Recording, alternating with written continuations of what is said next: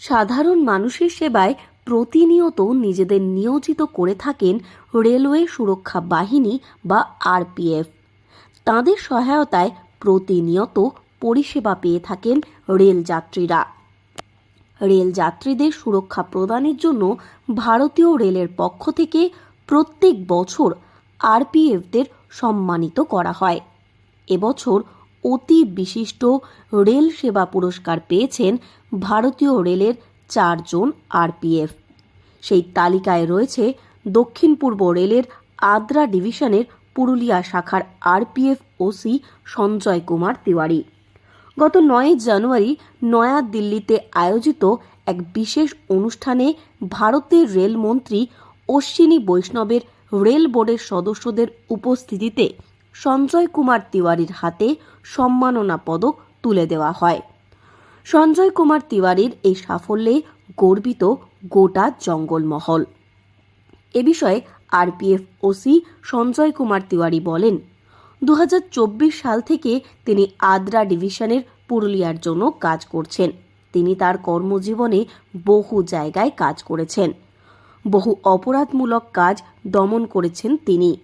তাকে যে সম্মান দেওয়া হয়েছে তাতে তিনি গর্বিত। ভারতীয় রেলকে ধন্যবাদ জ্ঞাপন করেছেন তিনি।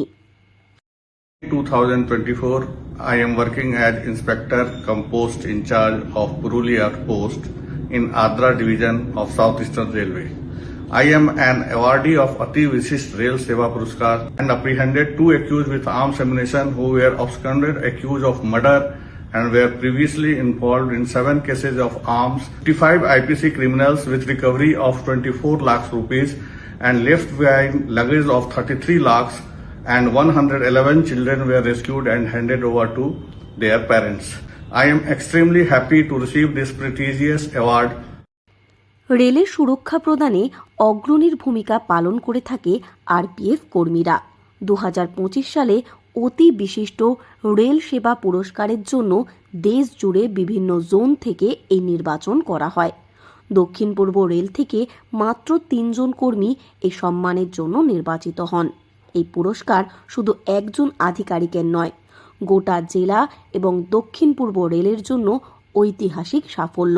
এই সাফল্যে খুশির জোয়ার এসেছে জঙ্গলমহলবাসীদের মনে। পুরুলিয়া থেকে শর্মিষ্ঠা ব্যানার্জির রিপোর্ট, লোকাল 18 বাংলা।